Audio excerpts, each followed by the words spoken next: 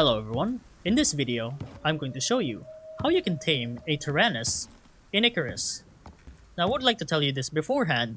To get a juvenile Tyrannus, first you have to kill the mother of that Tyrannus so you can own custody of that little juvenile. Now if you're just starting out, it's pretty simple when it comes to taming the Tyrannus. If you try to hover over it, you can see there's three statuses: temperature, food, and mood. You can ignore the mood if you're just starting out, but the most important thing here is the food. If you're wondering what kind of food Tyrannus can eat, they're pretty much omnivores, so they can pretty much eat berries, vegetables, and even meat. So if you have a steady supply of meat with you, I would just recommend feeding them with meat since it's mostly in abundance. When it comes to feeding the Tyrannus, you should feed them at least every 2 to 3 minutes over the course of 30 minutes. By then, Tyrannus should be fully tamed.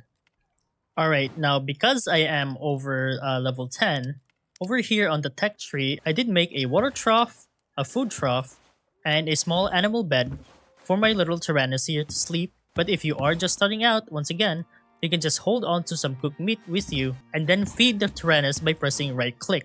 Alright, now 30 minutes later, the juvenile has pretty much turned into a full grown adult.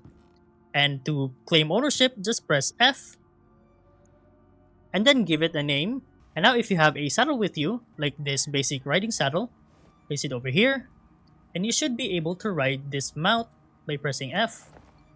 And now you can just start traveling with your mount. And that's pretty much about it about how to tame Tyrannus in Icarus.